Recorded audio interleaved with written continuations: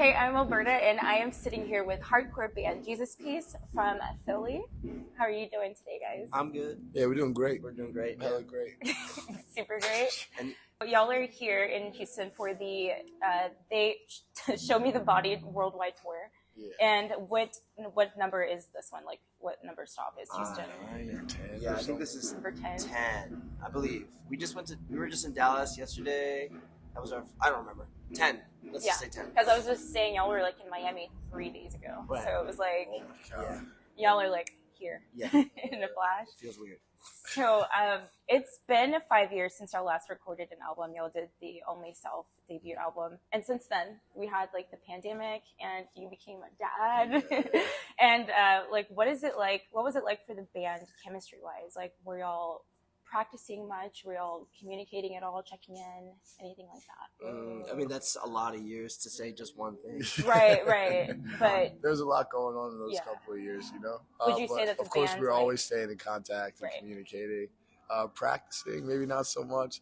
We're definitely a type of band that needs to just like pull our bootstraps up. It's like, all right, we gotta go do this shit. Let's go get it done. right. You know? Any like, so nothing in between that led you here? I mean, yeah, writing and like Right. life did. And it really influenced the whole album. I mean, we were between the last 5 years we've been on and off writing the record. Mhm. We are really like I don't even know how to say that. We just are really hard-headed in particular with how we want things to sound or do.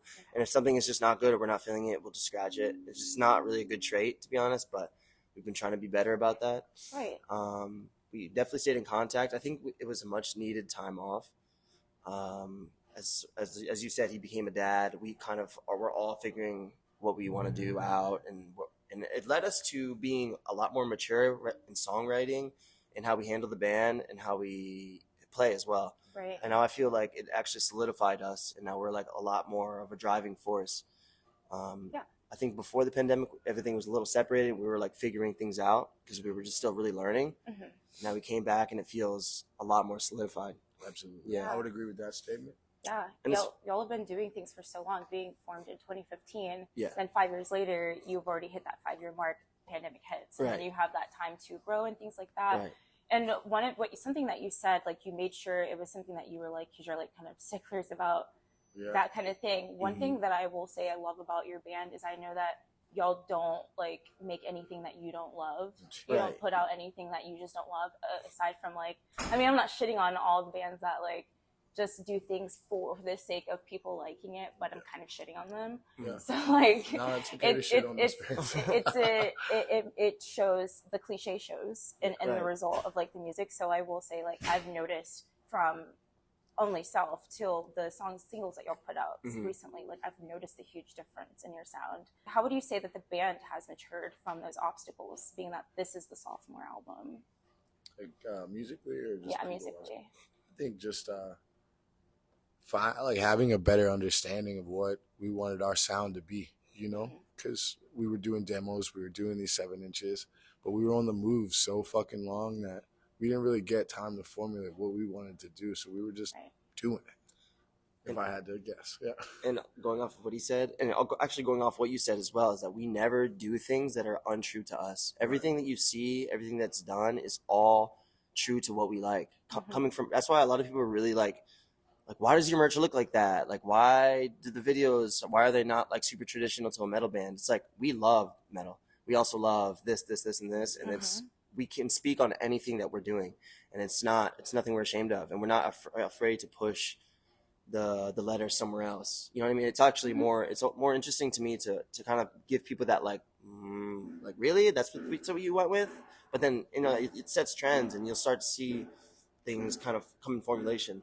Yeah. You know what I mean? Like the last 2 videos, we were a little unsure about how people would receive them, but they were received really well. And for a band that people considered us beat down for so long, and now I feel like they don't know how to really call us, because it's become Right. it's become way more than just Right. a simple, like, I don't want to say the wrong word, but a term like beatdown is just really, I think, disrespectful to us as musicians. But we also love beatdown too. So Why would you say that it's offensive to call you that? I personally just think that beatdown in itself it's meant to be just kind of, I don't know, I want to use the word, but I just think it's the wrong classification. Yeah. Like, I think if music takes on the term beatdown, it very much has a certain style and a certain sound to it. So to mislabel it is lazy. Do y'all have a preference on a label? I don't think that. Metallic hardcore works Metallic just fine. hardcore. Yeah, even that. I don't even know. I think that would. I think that's the safest way to say it. Yeah, safest way. I mean, is it just obvious hardcore pretty much to you? No. No? That's why it's really hard because That's like why? you can Okay. say like we have death metal influences, we have this, and and I didn't want to say that meaning like beatdown is dumb or it's lame yeah, because it's of course. beatdown is Once awesome. again, we love. Yeah, you just some said you good loved it, Yeah, yeah. shout out 1 Unit 731. But 731. no, I just I also like to have people kind of confused on how to classify us. I think that's cool. And Yeah, like, it is. I think it's fun and it makes me feel like that when you don't know how to classify a certain band or there's no certain boundary, that means we can always be evolving. Because Exactly. that's something we wanted to do with this album is just keep evolving. Exactly. It's not like Pantera or anything at all. We're just, Don't put Jesus Peace in a box. Just kidding. So, Aaron, what What's did you mean when you said in Revolver magazine in 2018 when you Wow. said that one day when you say This is some Nardwuar shit. when you say that one day you're gonna craft your own machete? Was that a metaphor for your music? No, or I'm just your gonna fucking reference? melt down like a fire extinguisher or something. Build a little forge. I'll Like just make it. still weaponry. Like Yeah. I would use it to cut down tall foliage. As a metaphor, do you think that you've done that with the new album coming out? Fuck yeah, absolutely. I think that this is probably the most beautiful machete we've all made together, metaphorically. Because I mean, Gates of Horn is like, it just compared to something old like Adamant or something, it sounds a lot like the raw danger that I can tell you guys have been trying to like find your way through, Right. because it's been your sound. Yeah. But it's like sounds like something that you definitely, like you said, evolved Dangerous into. but shiny. Yeah. You know what I mean? Yeah. Oh, I like that. I love that kind of stuff. Like, yeah. So yeah, I was just wondering about that because, you know, like you love like weapons and shit, and so do I. Yeah. Starting my own collection and stuff. Hell yeah. But I was wondering about that though. The metaphor, like, was it a metaphor for music? Yeah, to an extent. I remember actually now. Me and Zoe, I think Zoe Camp wrote that article. But we were sitting in my living room. I just invited her over, and we were just smoking weed, talking shit about music and life, and that's when that metaphor popped up. And it still rings true today. You caught me off guard. I was like, what the fuck did I say in 2018? But no, that shit still rings true. Yeah. Honestly, it's really just craftsmanship and taking the time to hone your craft and hone your blade. You know what I mean? And I think that these past 5 years, we've done just that, you know, sharper than ever. Yeah, I can hear that. So can your fans look forward to seeing you guys at any festivals this year? Not that I know of. Not that any that are announced right now. Not that are Yeah, announced right now. Outbreak Festival. Well, yeah, if That's you're in in Europe, Europe. Outbreak is going to be happening, and we have one in Spain. What's that? When is that? That is June 19th, I think. Yeah, one of the teams. It's like a 3-day festival, but I don't know exactly what day. Nice. And then we're playing Resurrection. Festival in Spain, and then we have some other stuff lined up, but obviously we can't speak on it right now. Yeah, of course. So, And when was the last time y'all done like a 3-day? Was it like in 2018? a what? A 3-day festival? Well, we've never played all 3 days of a festival, Yeah. but Never. No, like but been a part of one. last summer we played summer. we played Furnace. Hellfest. Oh yeah, Hellfest too. We played Furnace Fest. Hellfest is like a really big festival in France. I don't know. Yeah, you probably know it. Furnace Fest and Geron Air. Tied Down Festival in Detroit. So quite a few. Yeah. And- I mean, it's honestly a weird time for us because between the album coming out and us not doing anything for a long time, I think a lot of people were a little, should we put them on, or should, where are we gonna head with this? I see. Because as a promoter, I can understand Right. what's gonna be happening, but I think when the album is rolling out, I think a lot of people are like, okay, yeah, we need them on the festival. Yeah, right. So I think in time it'll Play come. that new shit. Yeah. There's no rush for anything this summer.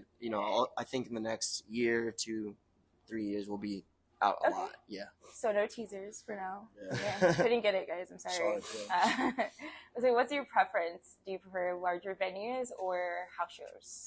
Ooh. It- That depends, yo. yeah, it depends. Like, It is it really depends on depends. perks or?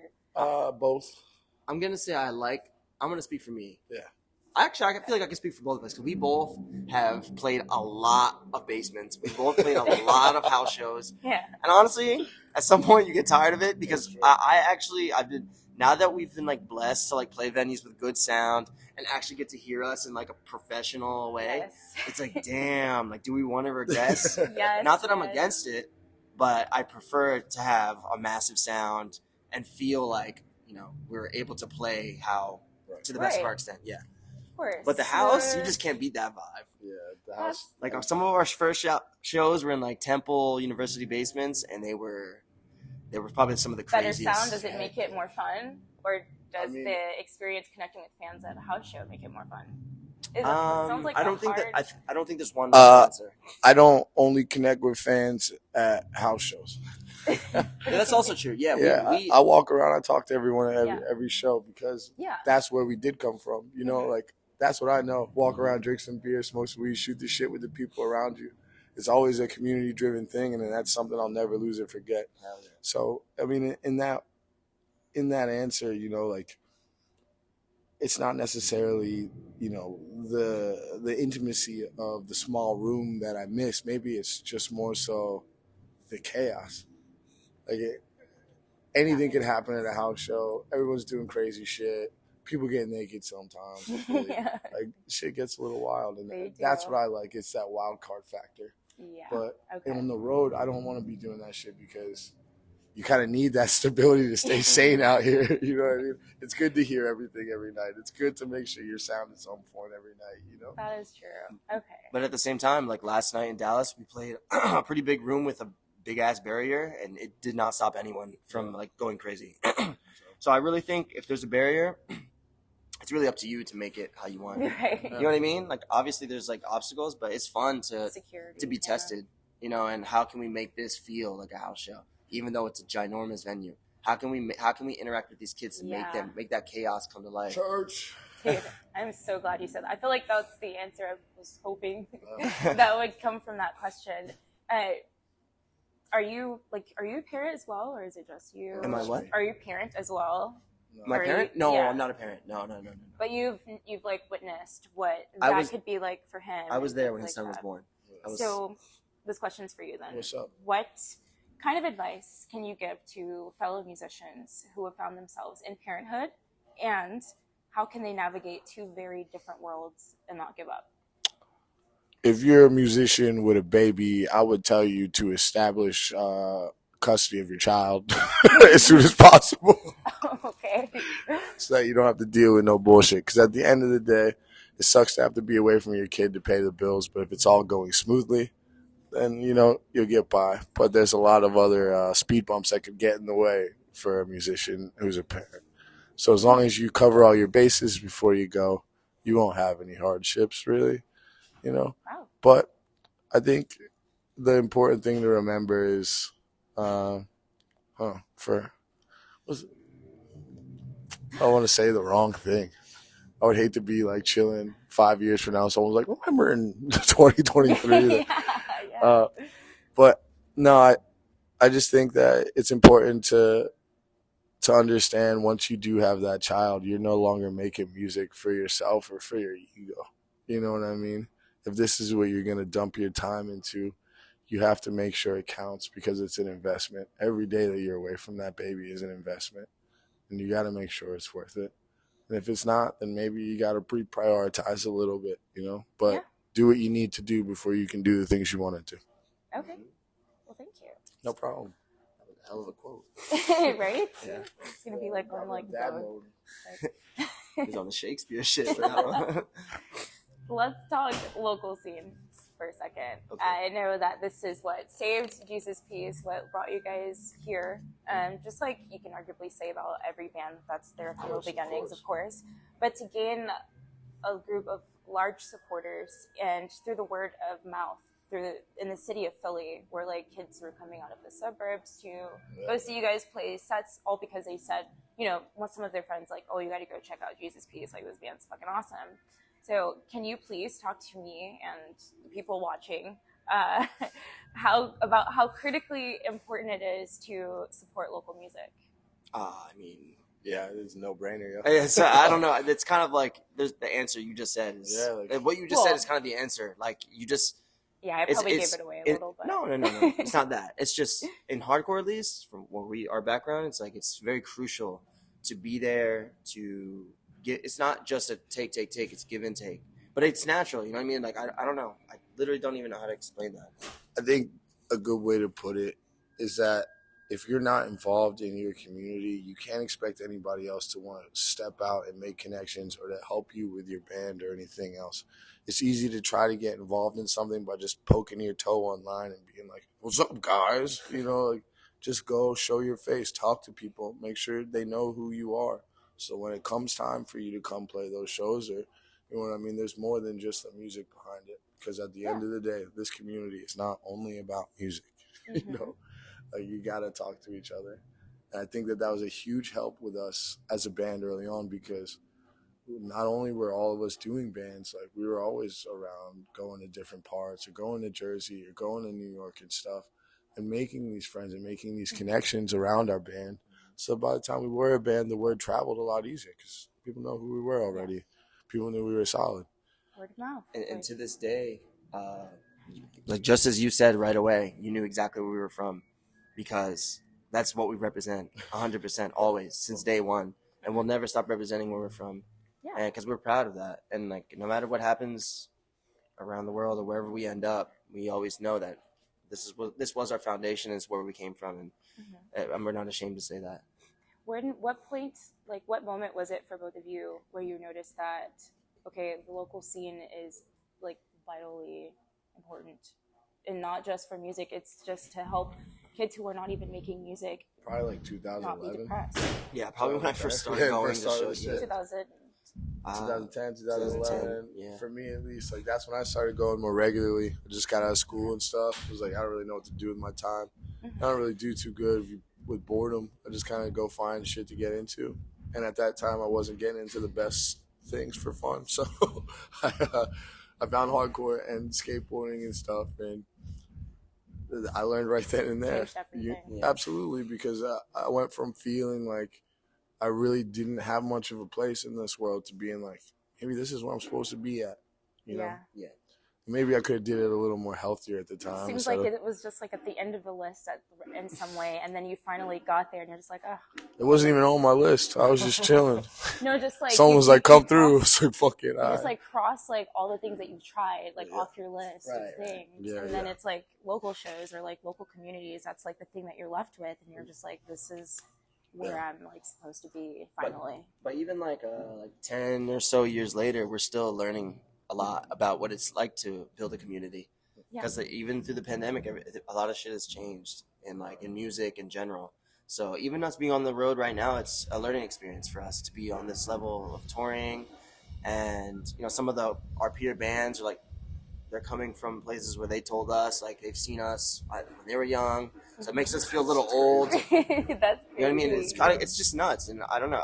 I personally never thought I'd be in a position where we're able to play music in a way where people actually pay attention and care.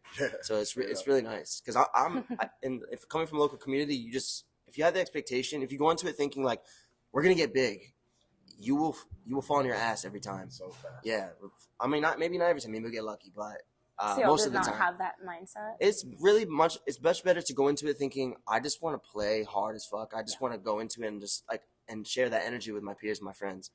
And because that's how we went into it, and it really worked out in whatever favor. So fuck yeah, I love hearing shit like that. Yeah, but seriously, it sounds mad. It's super corny, but it's really true. No, it's refreshing. Like legit. It's really cool. Speaking of local music, you're in Houston, you're in Texas. So are there any Texas bands that y'all have been jamming lately? Mexican Coke. Fuck yeah, Mexican Coke. We love those guys. Sick. So are there any up and comers also other than that? Sex Pill's cool. What is it? Sex Pill. Sex Pill? Where are they from? Here. Last I checked. Sex Pill? Are they from here? They did? Oh shit, sorry guys. I mean, there you go. Check out Sex Pill. The bands I listen to from Texas, I think are like a little older. Is Institute from Austin or Houston? Do you know Institute? Never? Well, I really like them. Yeah. But anyway, Probably from sorry. Austin. I don't know. I don't know you're exactly. Good. Now I feel really bad But there's about the whole sex pill thing. I'm gonna find that flyer. But I'm not listening to too many bands from Austin, but there's a black producer here who makes really good jungle music, like drum and bass, electronic music. His name is DJ Swap Meet. So if you don't know him and you like electronic music, check him out. That's my suggestion. Nice. We've been actually looking for more. Yeah, check him out. He's a really good producer, and yeah, I would just like to shout him out. Hell yeah. It was such a pleasure talking to you guys. Of You have course. no idea. Thanks for having us. But yeah, I can't wait. I've never seen you guys live, so I cannot wait to see this. I promise you'll enjoy it. Oh, yeah, thank you. Thanks for having us. Thank you, guys. Yeah, thanks.